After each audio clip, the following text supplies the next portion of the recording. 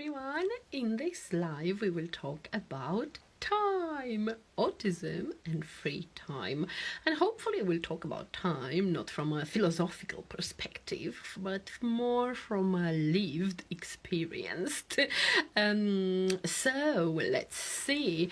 We have a few guests. Taffy's coming already, and we also have with us, and we will have Mackenzie. So welcome everybody. Let's see. Let's see if time. Hello, Jen. Let's see if free time is really something that autistic people enjoy or autistic children enjoy. So I think everybody, and I'm trying to bring everybody. Hi, Mackenzie. Hi, Mackenzie. Well, where's Taffy? I've already accepted her. Let's see. Come on, are you coming? Come on board. We need you. There she Let's try. is. Ah! Hi. Hello. Lovely to find you. Yes, it's nice to be a bit face to face, isn't it? It is. Well, it's our normality now. Yay!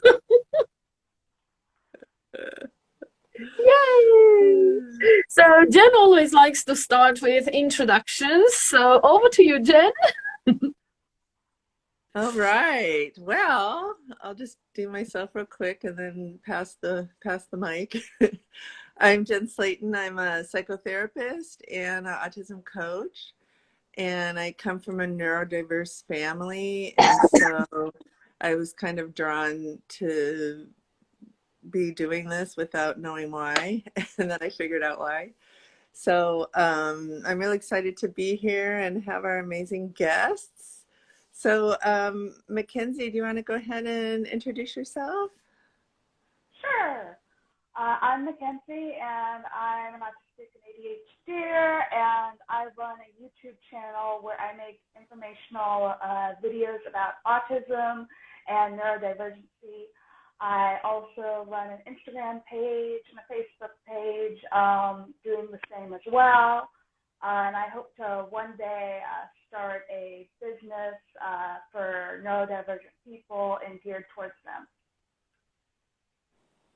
Great. I've seen some of your videos and you're amazing and you're so vulnerable and open, and you know, I learn a lot from listening to you, so I'm just excited that you're here to talk with us. Thank you. And I'm Taffy. excited to talk with you too. Oh, thank you. Oh. Go ahead, Taffy. It's lovely to meet you, Mackenzie, because I've never met you before. So I'm Taffy, for those who don't know. I'm a proud mum to three beautiful children. I've got a 12-year-old girl. You know, she's she's amazing. And I've also got twin boys. So I've got Oliver and Oscar. Twin one, who's Oscar, does have development delay, but the gap is quickly closing. However, twin two, he has been diagnosed, formally diagnosed with autism, and he's also non-verbal. So formally diagnosed as not non-verbal. He was diagnosed when he was 2. So that completely changed my life. I guess for the good, and also it creates challenges as well. But it has given me a really, really meaningful identity. So every day is it's a surprise, isn't it? So we roll with the punches. My son needs support with interaction skills, speech and language, and also just independent understanding of what is asked for him, as well as expression. So that's well, I'm also a working mum. I exited corporate world because of my son's needs that I've just described. And I guess it was difficult to fit in. So it's made me challenge myself as well in terms of starting a business, because I didn't want to give up on my career. So this is a positive that's come from my son's diagnosis. So that's me. Wow, thank you, Taffy. And I just have to say, Taffy and I do Clubhouse rooms together, We And do. people don't know, it's an audio app, so you don't have any. This is the first time I've talked to you face to face. It's amazing. I must say, what you're all doing is amazing. And, you know, I would like to express gratitude because if it wasn't for the advocacy and also just showing people what autism is about, the world wouldn't be as good as it is now. We've got a long way to go, but thanks to you, Bella, and all your other friends, it is getting better. It is getting better. So thank you. Thank you so much. And if anybody does want to know more about Clubhouse, you can DM Taffy or myself and we'll hook you up. Okay. Bella, do you want to go ahead and introduce yourself? Yes, and then we can start the topic. I'm Bella. I am a teacher. I work with autistic children. I'm a music teacher, sorry, I forgot to get some guitars and stuff. I work with autistic children, delivering sessions for their well-being, for improving speech and language, social skills, and technically anything they have some struggles with can be approached in a way with music, even potty training or transitions through the day and things like that. So yeah, depending on the child's needs, I adapt my sessions and my songs and the interactions and the musical games that we do. Thank you, Bella. And I must say I've learned a lot from you too. I learned a lot about how music can help everything with yeah. Okay. All right. So I'm going to read a short chapter from the book, The Reason I Jump. Naoki Higashida was 13 at the time he wrote it as a nonverbal autistic boy, and he used the alphabet board. So he's kind of the basis for starting our discussion today. And this chapter says, do you enjoy your free time? So you write, so what do you do in your free time? Because for people with autism, free time is in fact unfree time. You can do whatever you feel like doing now, someone might tell us, but actually it's pretty hard for us to find something we do feel like doing, not just like that. If we happen to see some toys or books we're already playing with or reading, then sure, we'll pick them up. Thing is, however, that's not so much what we want to do as something we can do. Playing with familiar items is comforting because we already know what to do with them. So then, of course, people watching us assume, aha, so that's what he likes to do in his free time. What I really want to do, however, is to get stuck in some difficult book or to debate some issue or other. We are misunderstood, and we give anything if only we could be understood properly. People with autism would be suffering breakdowns over this all the time if we weren't holding ourselves so tightly. Please understand what we really are and what we're going through. So that's the end of that chapter. And I just find this so helpful to know that because, you know, working with so many families with autistic kids, is it that they want to be doing these kind of repetitive behaviors? Do we let them? Do we interrupt it? So I'd love to hear from you guys what you think about that. Mackenzie, do you want to go ahead and start and comment on the chapter or whatever kind of it triggers for you? I thought this was a really interesting chapter here because it can go kind of either way for me. There is times where I'm doing something that's just within my view because it's free time, basically just any space of time that I didn't plan something for or whatever, or something didn't fall through, and I will be inclined to choose what's in my view, and that won't always be what I would, in hindsight later on, like to spend time on. When I actually enjoy free time, it's more time that's framed, so to speak. There's a structure. So I do have free time in my schedule, but it's usually scheduled in free time that's for relaxing activities and stuff like that. It's already scheduled in. It's not just I'm going to spontaneously choose what I want to do this moment. It's just an activity that I put in there that I know I'll enjoy and I'll feel satisfied and gratified to spend time on later versus spontaneously making a decision on. I rarely enjoy those moments where I do that. Mm. Thank you. So do you, is your day pretty scheduled? Is even the kind of downtime or breaks or whatever, is it all pretty scheduled for yourself? Yes. The times that I'm relaxing, they're already kind of scheduled in there. There's a tiny bit of wiggle room just because I might have a really off day. I might be having sensory issues really bad that day, and it's good to have a little extra time in each time slot. But every morning I do my little pacing routine when I get my coffee, and I find that very relaxing throughout the rest of the day, but it's scheduled in there, and I do it every morning. And when my niece comes over, we have this little scheduled time where I watch movies with her because I want to spend time with her, and I'll feel really satisfied that I gave her my absolute attention during that time. And I do find it relaxing as well to spend time with her.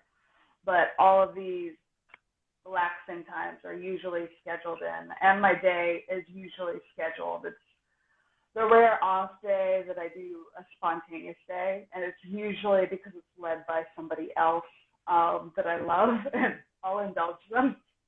And that's how that comes about. But usually I'll plan out my days, I'll have projects to do, and that makes me really happy to spend time on. Thank you. That's really helpful. And if anybody listening wants to type in the chat what you do for your free time, or is it challenging for you when you have free time, we'd love to hear from you too. And Taffy, how about your son? What does he do with free time? Yes, it's interesting, as you were reading, that Naoki, he describes free time as unfree time. And that's how I have seen it. Obviously, Oliver is nonverbal, so I can only guess or try and find out in nonverbal ways. But it does seem as if he does need more of a structured world around him for him to be able to cope in terms of processing and also regulation. So we do have more concrete schedules for him in terms of visible schedules. But what we have decided to do, as well as the school, is give him options. So during the day, he'll have a minimum of 2 opportunities to pick from 3 visual activities for those free times. And as Mackenzie mentioned, I guess it's that comfort, isn't it? Even Naoki says it's that comfort in knowing that that activity, you have done that before. So for him, at least, we know he somewhat enjoys it. It might not be the actual activity, but it will be that routine, the familiarity of it. But what we also do is slowly we add in. So sometimes, depending on his day, if he's had a good day, we will add, another 2 options in terms of the visual cards, and that also increases his choices as well and variation, and hopefully as he gets older he will have the knowledge to be able to pick what he feels is interesting for his free time. One thing that we've spoken about before on Clubhouse is the fact that I've noticed that free time, well, Oliver doesn't really have a concept of time because of that structure. He sees the morning and that's it. He bases his times on his schedule, so he really heavily relies on that.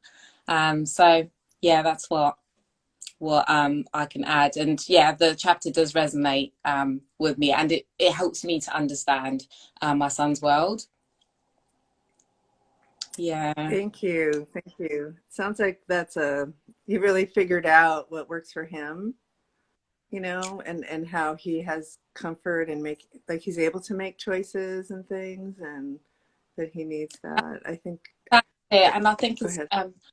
just being aware of his sensory processing. Sometimes if he's overstimulated or understimulated, those images might not be what he is looking to choose, even if he is comfortable and familiar with those activities. So like you say, Jen, it's just being open to various options and challenges, I guess, during the day. Yes, thank you, Taffy. Bella, do you want to read any comments or comment on this topic? Yeah, I just saw Claire. She says I do creative projects in my free time, scroll Instagram or watch TV shows, or sometimes a film if I've nothing important to do. I can struggle to relax though, even when I really need to. I feel like I have to be doing things in my free time to be productive. Yeah, so that's what Claire said. But I also, in my work with little ones, I can tell that they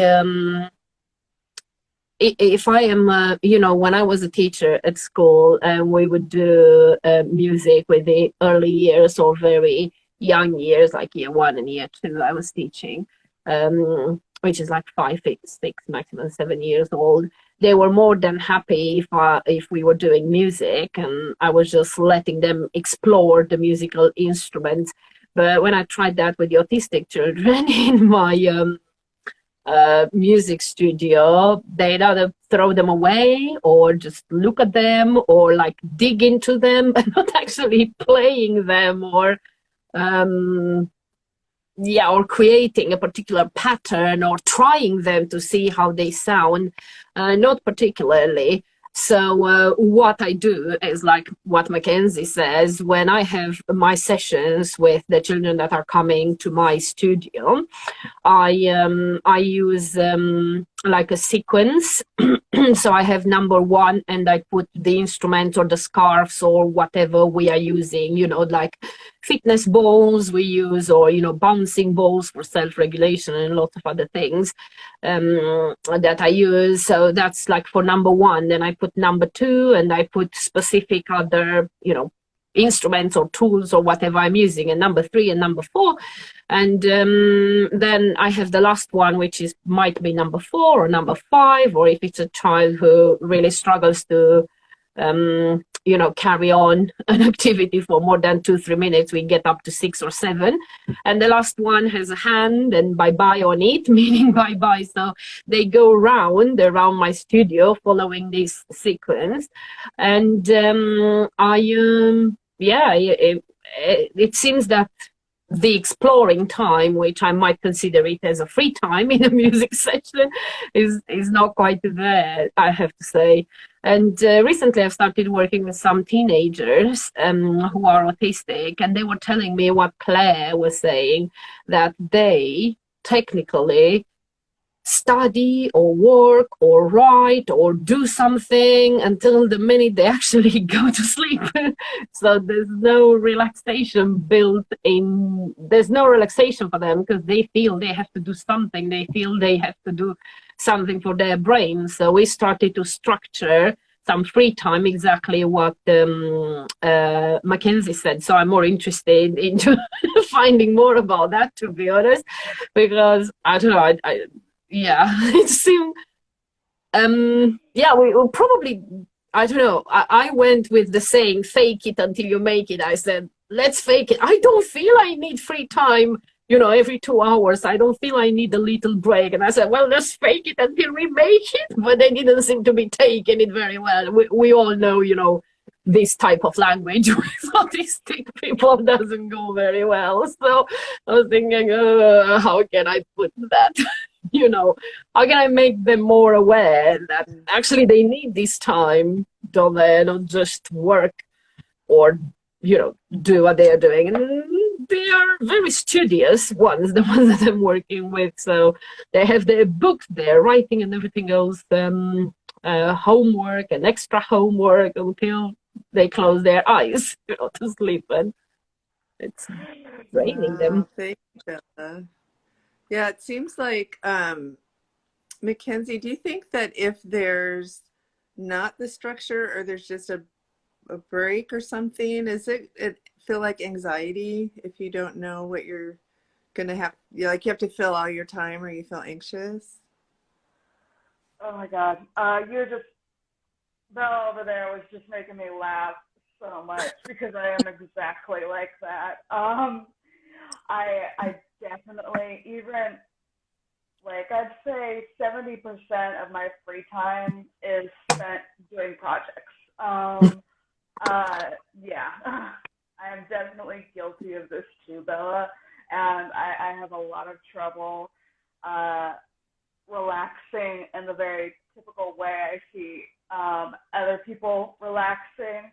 Like, I take into account, at least for me, I don't find being still like the way I see other people, like sitting down and watching TV and just relaxing your body. I don't find that very relaxing overall. I can do it if I'm like with my niece.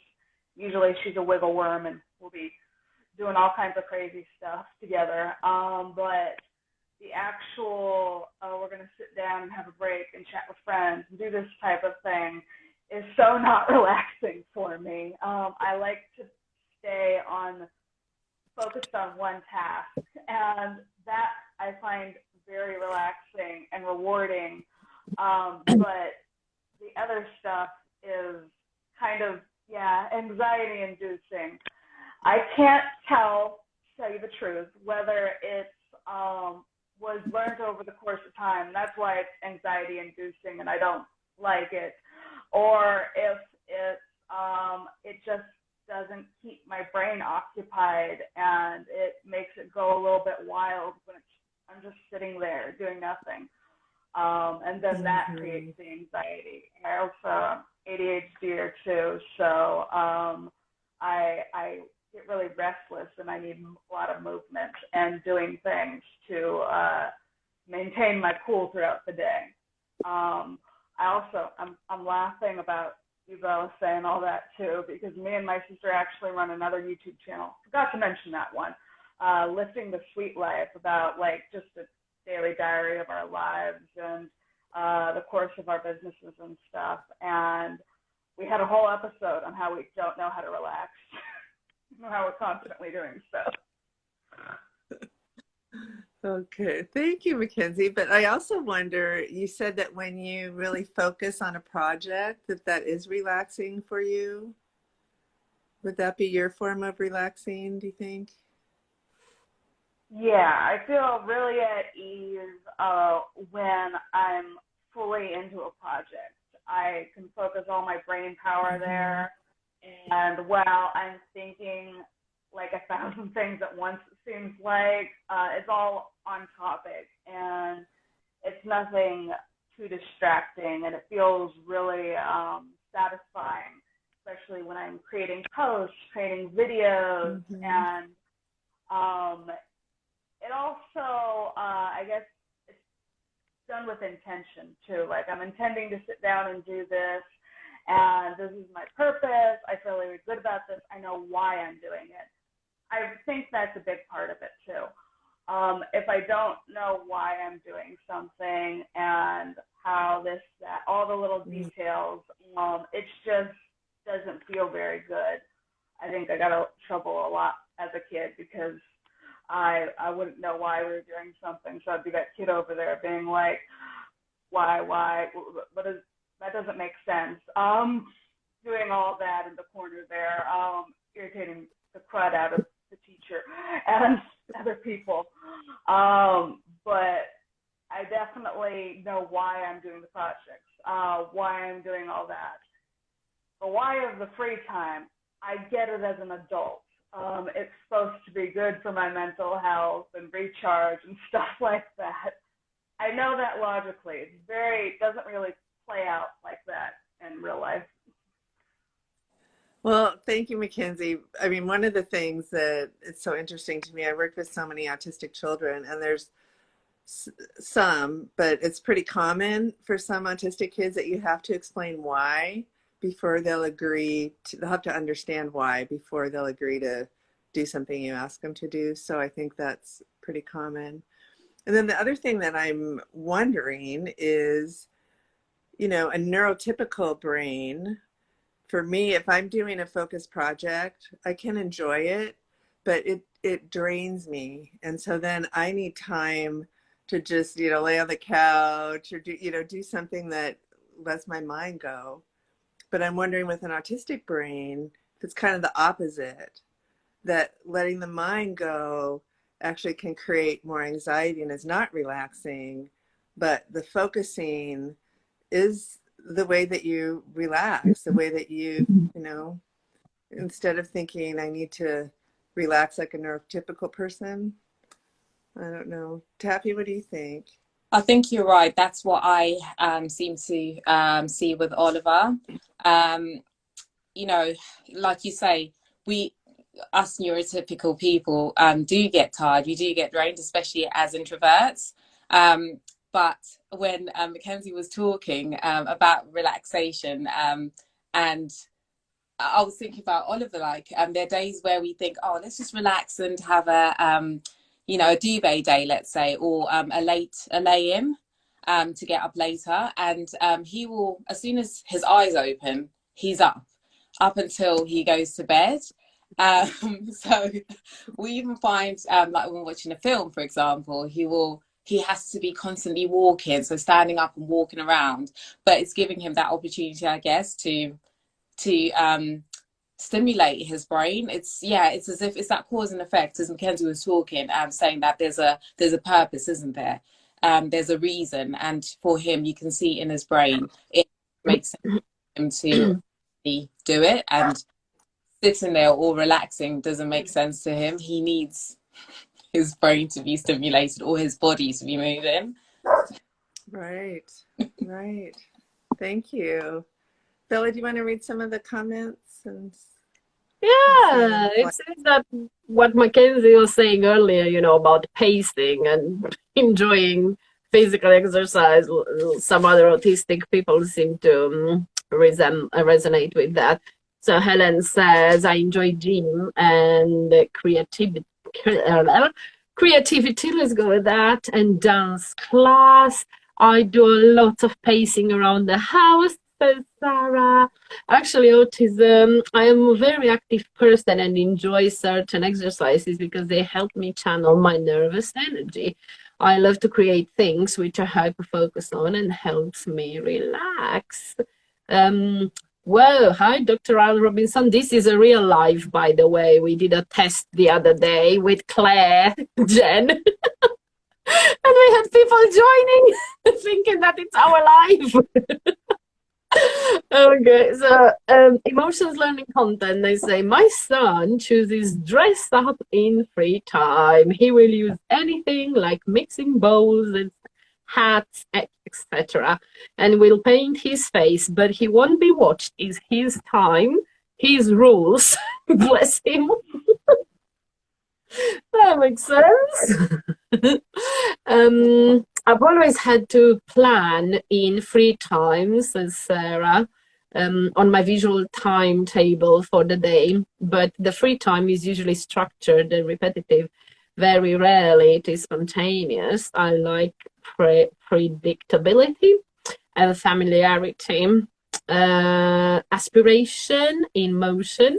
My son is non-verbal autistic and is deaf and visually impaired, so needs tactile signs and interaction.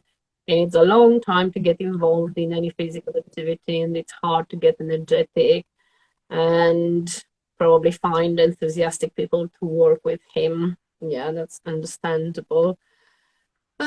Yes, lots of pacing around the house and heavy gym activities.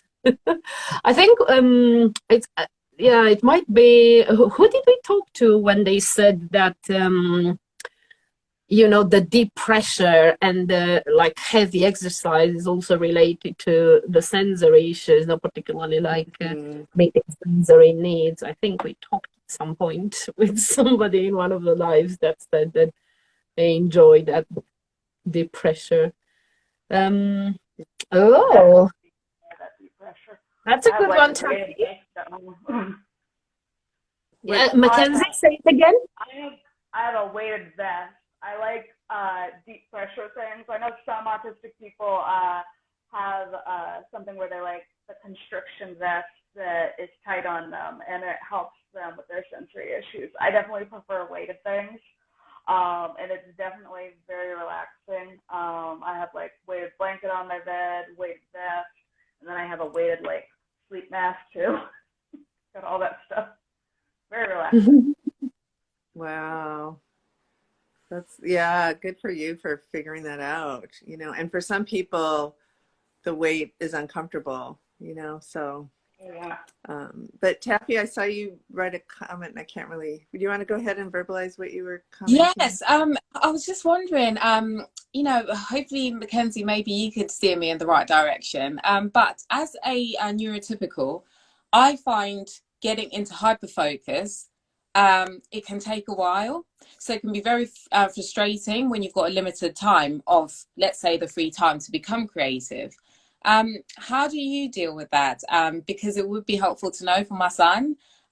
When it's time to stop, you can tell he goes into meltdown or anxiety, but it's because he has no concept of time. So how do you manage that?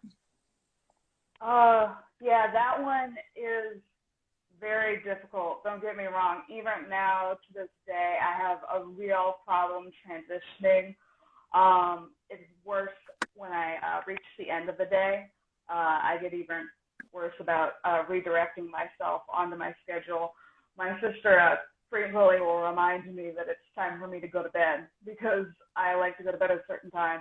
But if I get on the topic that is one of my special interests or a hyper focus in the time, I will want to talk about it, and I'll keep on doing it till I very shut the door and go in my room. It's really hard to refocus, and I even need help to this day doing that. It really depends on ability level and how you communicate with him to start off, because I'm better at that when I know it's coming, so to speak. So if you have a digital clock set out and you have like 10 minutes till we gotta stop and that type of thing, it might help, but it's something even I struggle with to this day, and it feels really good, which is part of the issue. And it's really enjoyable, so it's really, really hard to pull away.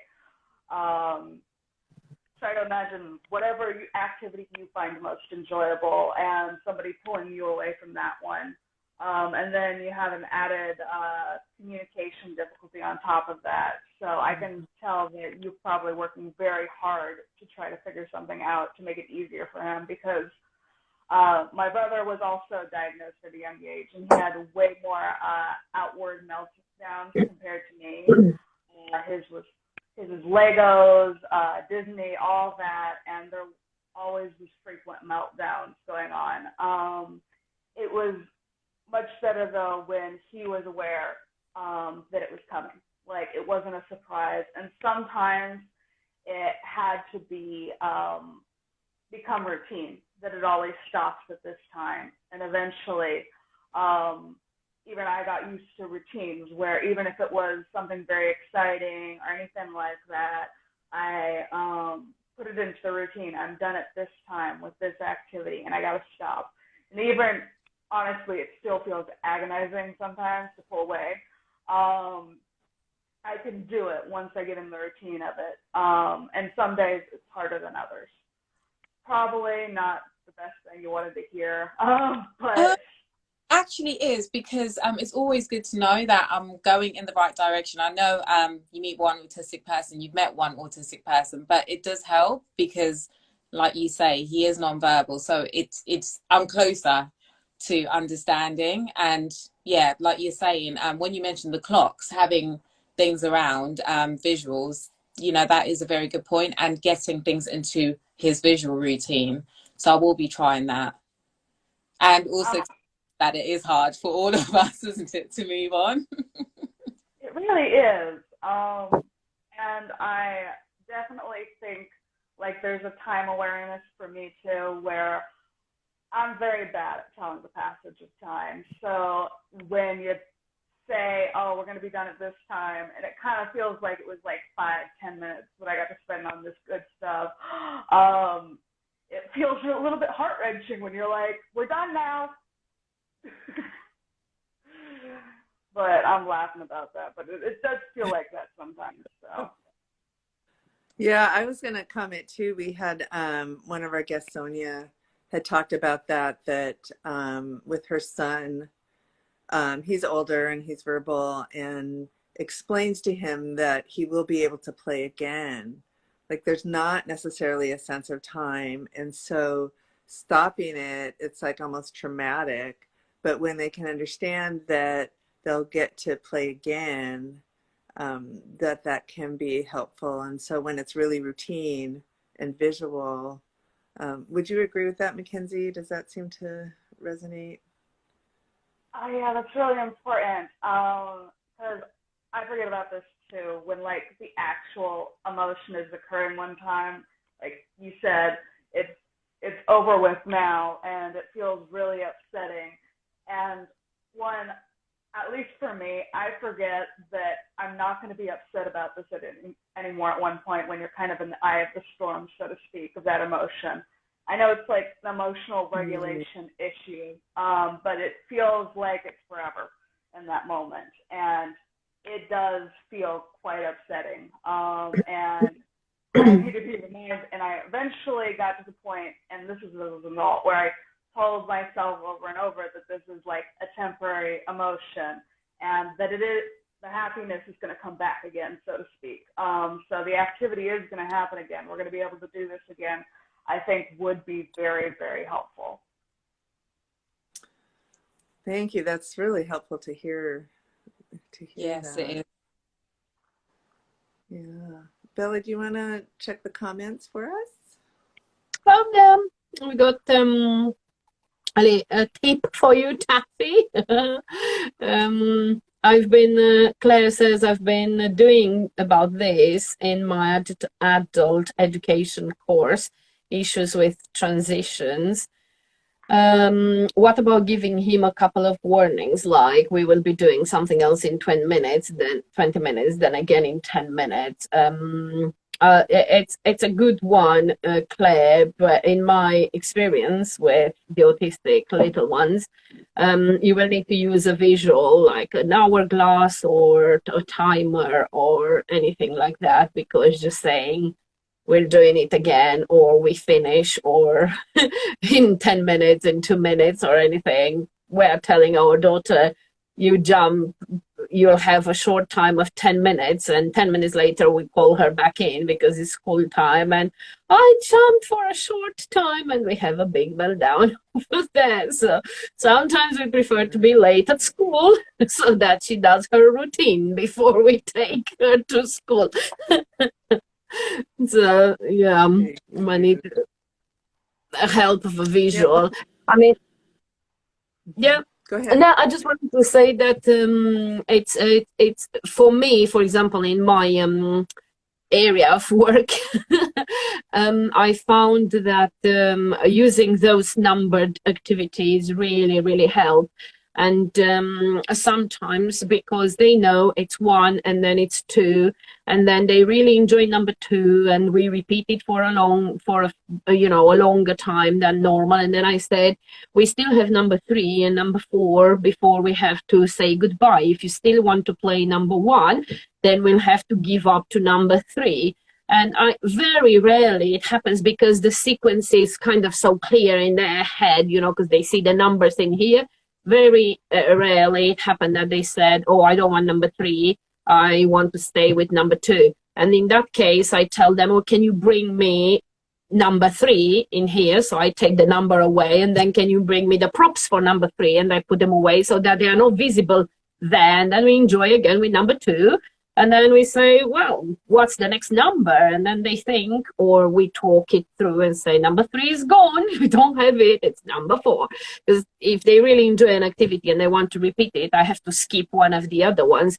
But I think it just helps a lot as well. And of course, all of those visual timetables that work with some autistic children, we use them to be very effective. And help with the transitions. I've always used not pictures, random pictures from the internet. I took a photo of the child doing that particular thing, and that's how I've done it. And of course, singing a song and giving them time, because it's a lot faster to say, you know, tidy up time, come on, sweetheart, we'll tidy up, or tidy up in 2 minutes. Or, but if you have a tidy up song, it takes you about 2, 3, 4 minutes to sing it 2 or 3 times. And that will be enough time, you know, for them to stop, to realize, you know, that something else might take place, or to even stop and look at you and enjoy the song. And then they might not want to go back to that activity. You might be able to steer them towards whatever you want to do, you know, bedtime or anything else.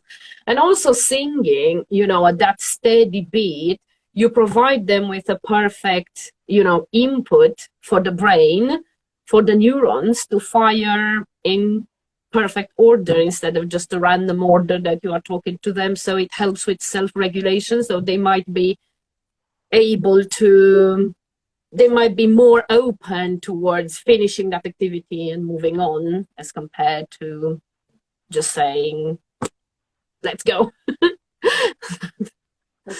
Such a good reminder. I always love when you bring us back to music in the brain, Bella. Such a good reminder.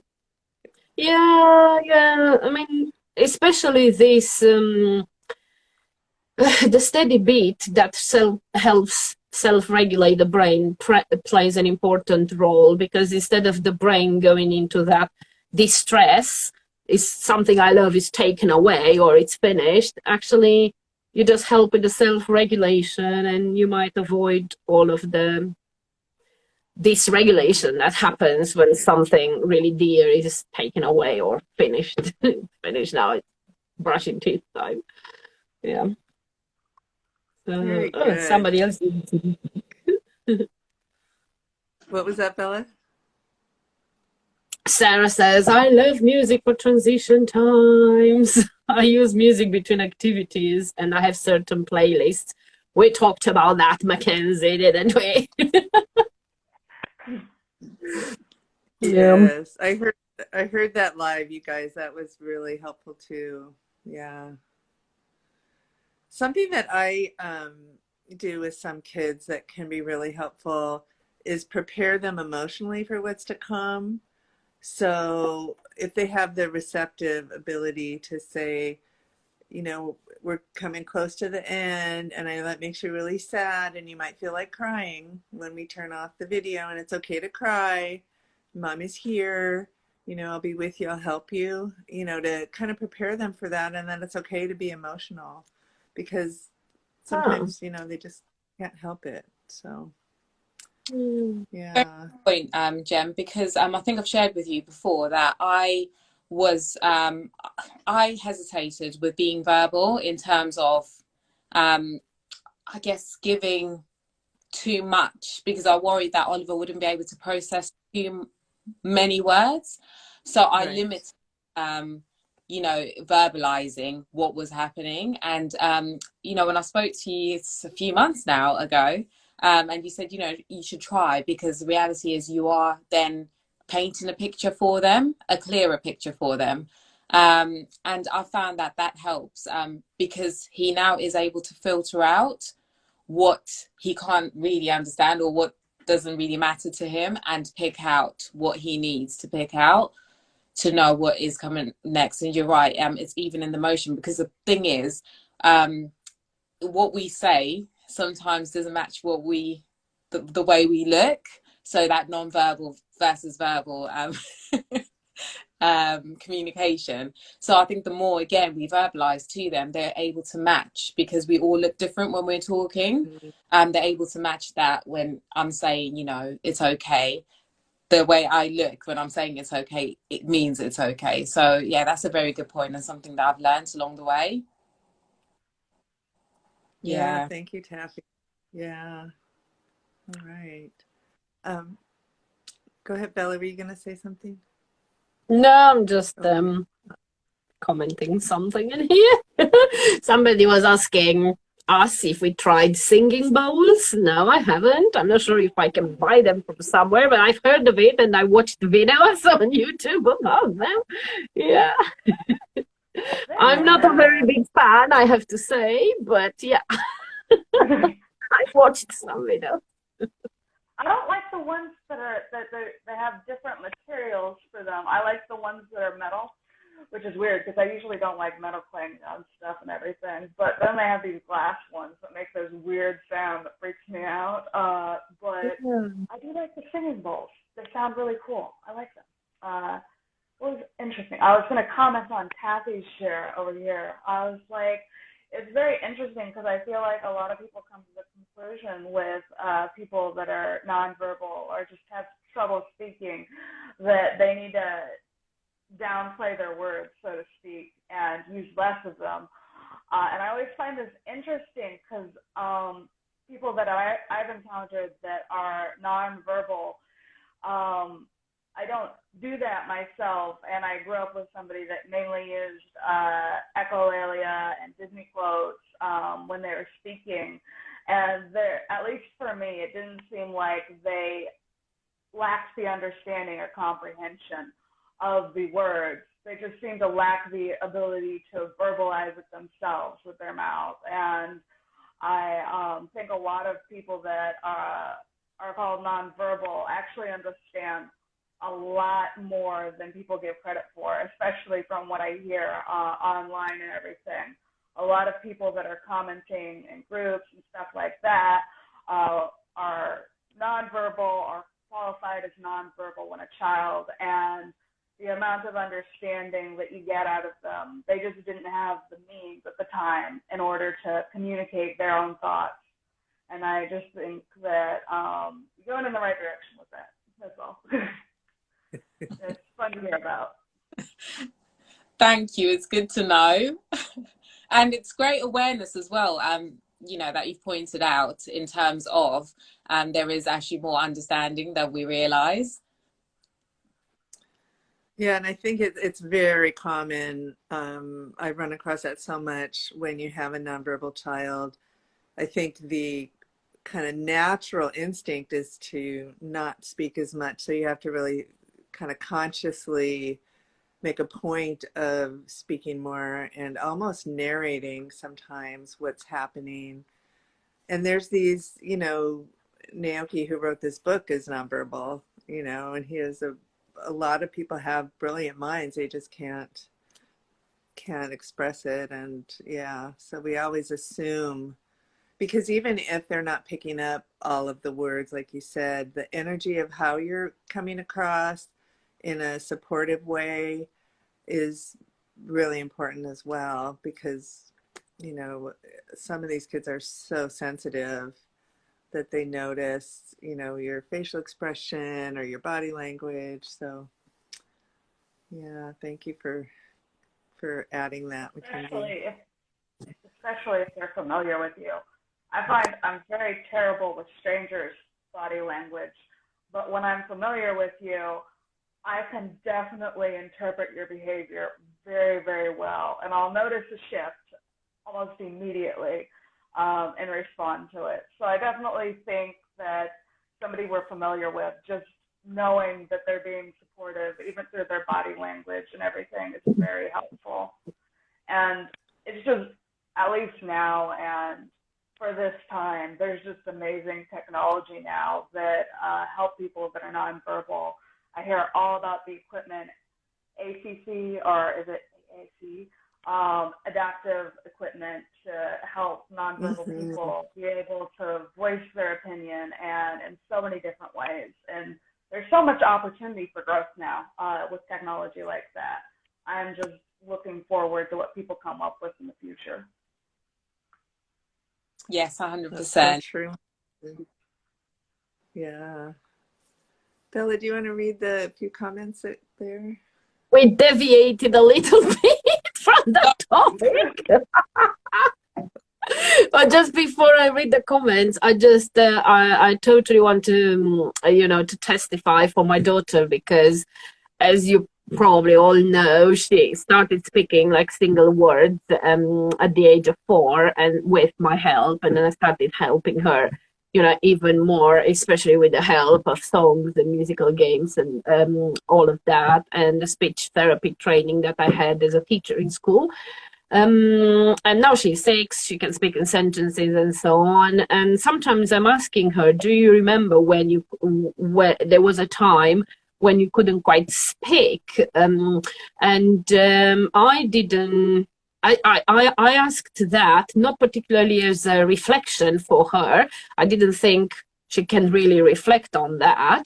I just asked that to highlight the amazing progress she's made, and then she started remembering lots of things I was telling her when we were doing together, and she actually can tell me things that happened when she was like 2 years old, which is really amazing. So that proved to me that actually she understood a lot more. I mean, she understood 100% more than she was able to say, because she was not able to say anything. She was just staring at us, and that's it.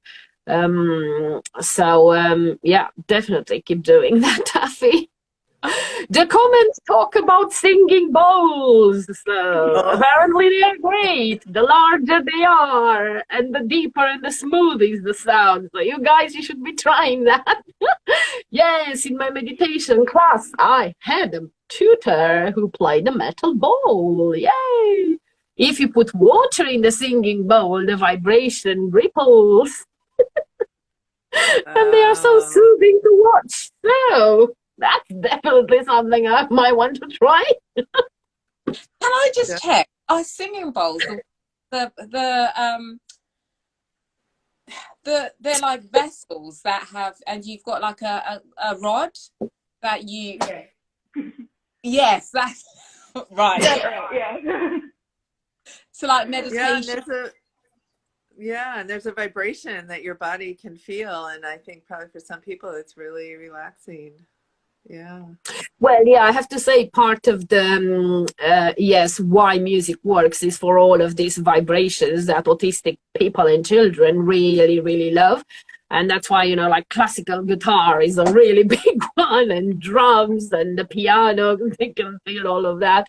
So singing bowls, I can understand why they like them. Maybe if I had experienced, I'm sorry I was not with you guys, and I could have said I'm not a fan, but I've never experienced like real ones. All I've seen in YouTube videos, so maybe that's why I was not a fan. But you convinced me. It's like 4 or 5 people in here trying to convince me. Well, they're not cheap. You need to check it out, Bella. Yes. Oh, yes. Thank you. Okay. Yeah, like I said, what was that? I just said we moved from the topic with the singing bowls, but obviously helpful. Okay, that's okay. That's okay. So we're about to kind of wrap up, and I just did want to comment on what you said about your daughter understanding everything. I have seen that so many times where I've been talking to parents and the autistic child looks totally in their own world. They're not paying any attention. And then they'll do something or say something that makes you realize they heard exactly what we were talking about, So it's so true. And also to be a little careful what you say in front of your nonverbal child, because they may hear everything.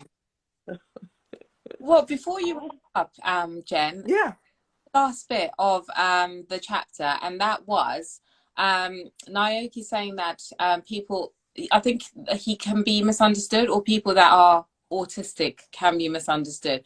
And I think that's a very, very good point, as we're talking about the non-verbal versus verbal side.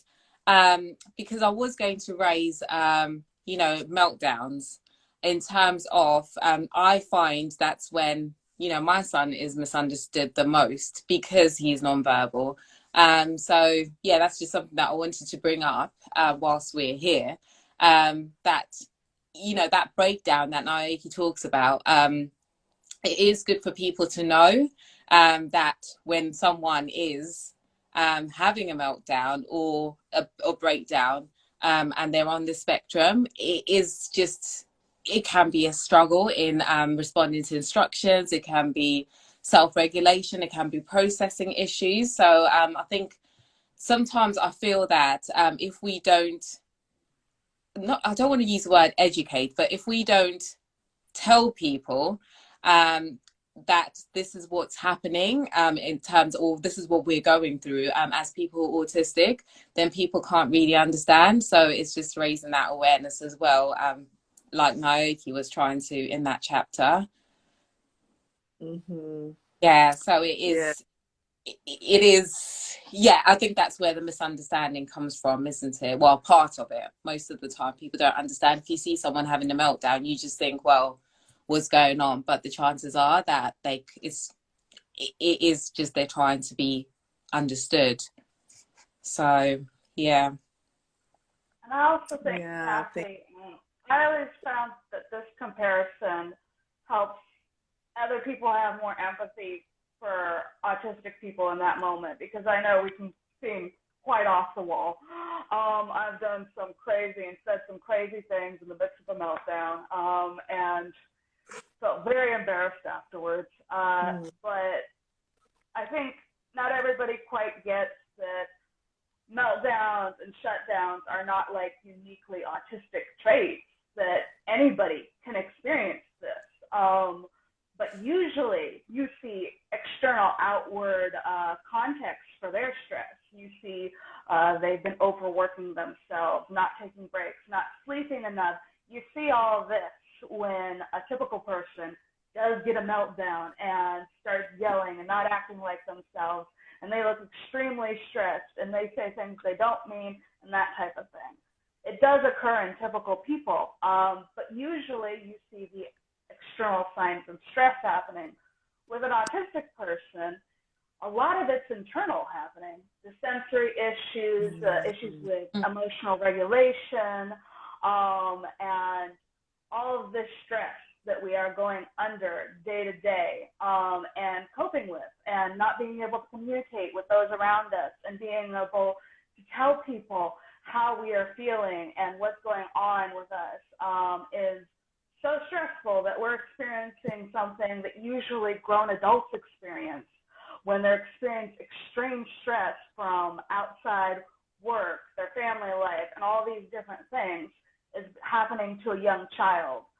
I feel like that creates a lot more empathy because it has some connection, so to speak, that other people can empathize with and understand, oh, this is how much stress this child is under.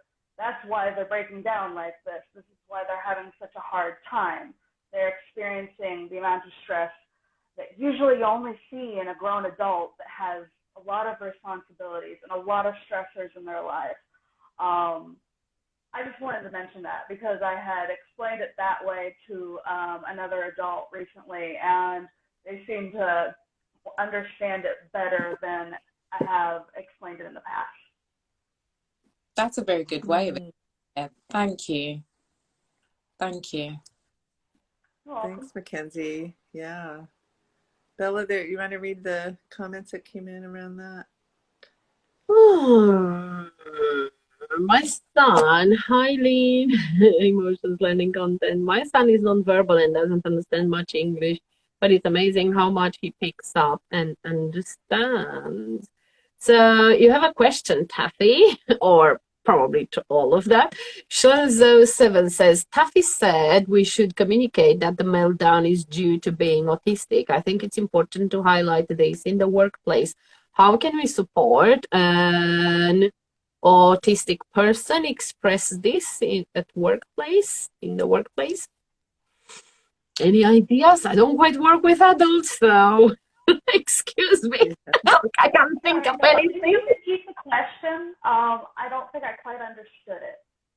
Yeah, so the question is, I think, how can we support an autistic person express that the meltdown is due to being autistic in a workplace? So, does it make sense now?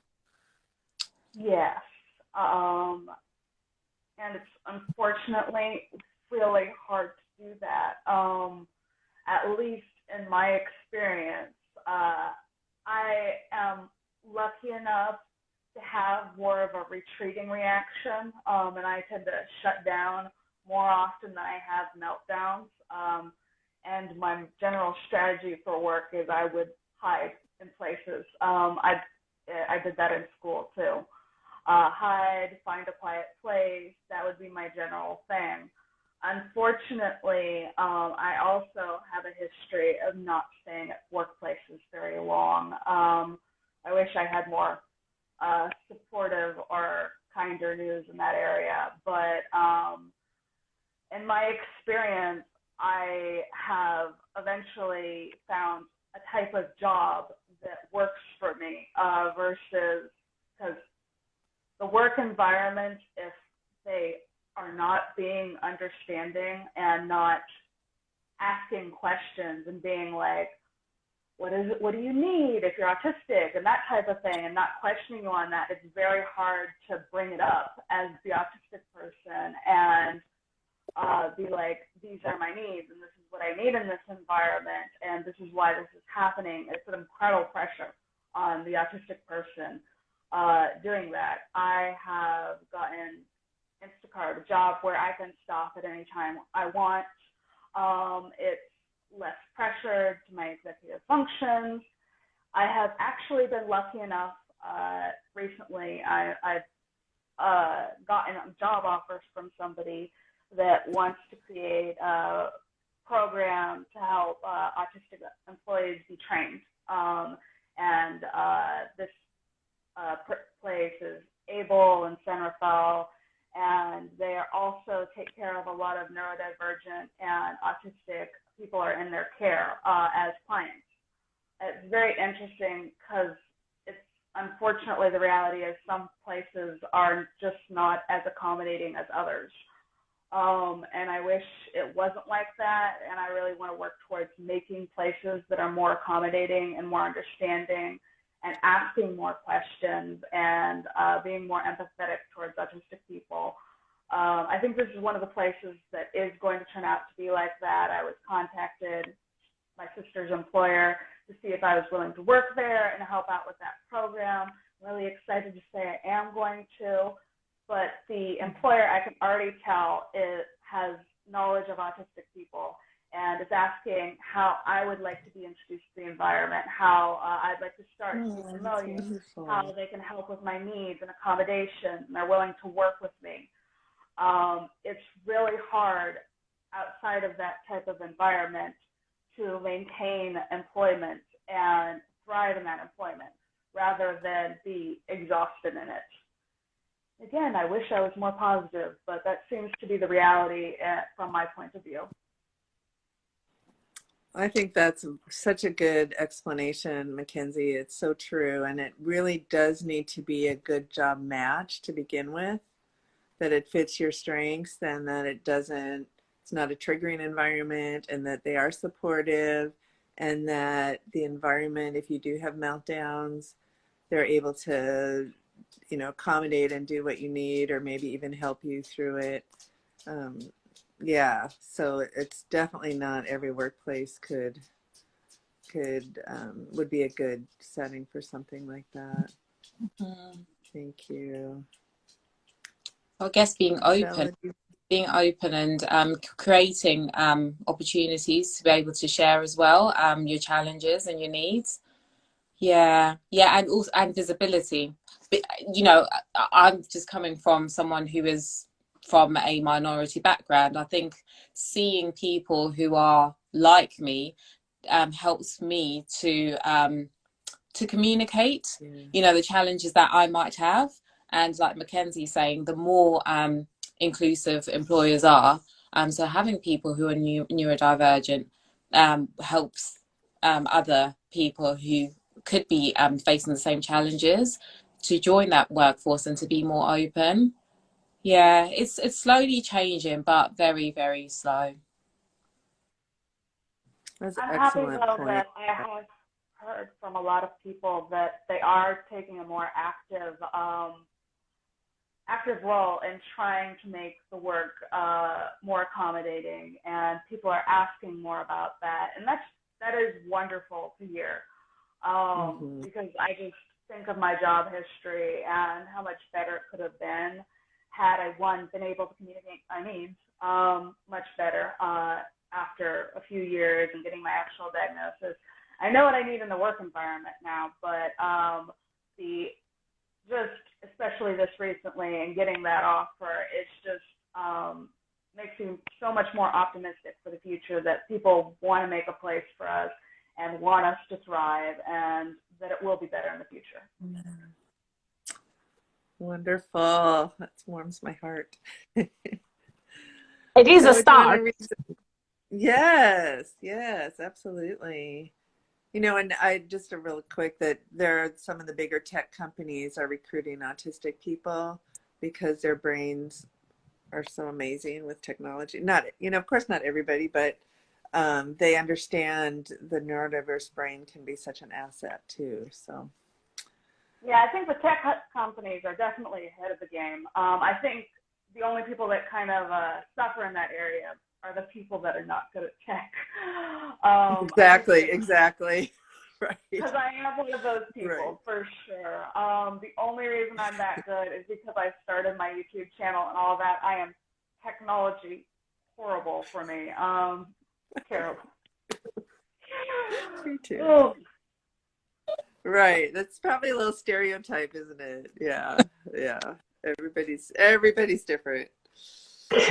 So, Bella, do you want to read the comments and then we'll go ahead and just that Shelzo was thanking Mackenzie for the answer and realizing it is important to raise awareness and support autistic people in their workplace. And it does show that there is a lot of work to do, which I agree, but at the same time, I'm happy that it started, because if I think in my line of work, like being a teacher, or if I think like 10 years back, nobody was mentioning that, to be honest. Nobody was saying in the staff room that they were autistic, and I don't think they were hired anyway in being a teacher.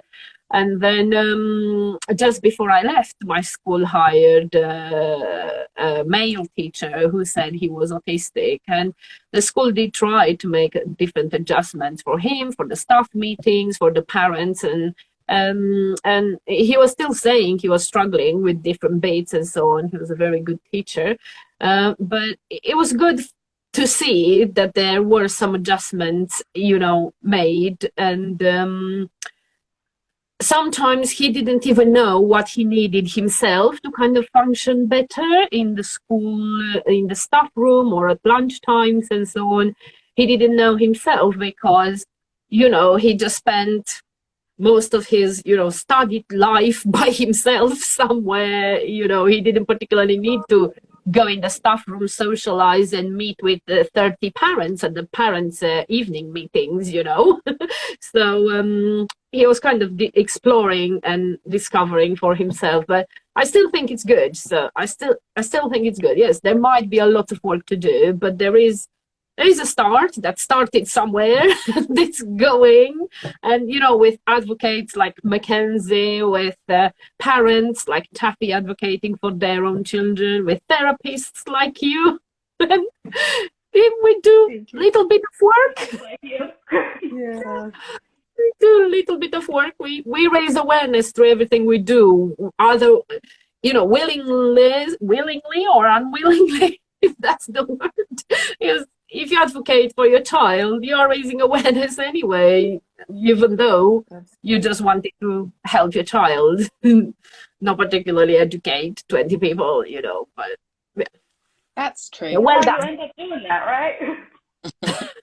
That's true. And I will confess that Shelzo is my friend, and she is Uh, trying to drive more inclusive workplaces. So she's in recruitment and human resources. So yeah, so Oh, hopefully she'll be fantastic. inspired by her friend having an autistic son. So Absolutely. Oh, that's great. wonderful.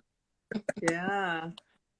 Feel free to ask us questions and we'll be a and resource for you. Clubhouse, And what was that?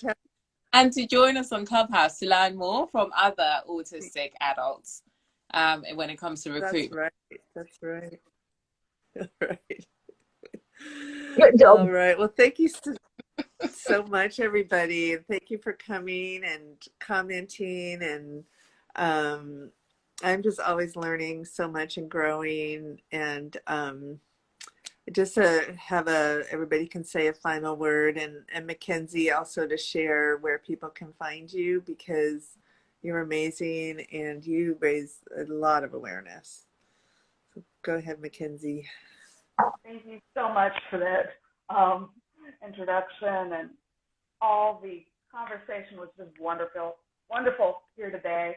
And I learned so much too from all of you. I appreciate that. I always like to get asked questions and grow. And you guys can find me at Mackenzie Gobert under dash in between those. On my Instagram, and then on my Facebook, it's Autistic Musings, and then on my YouTube channel, Autistic Musings, all the same thing.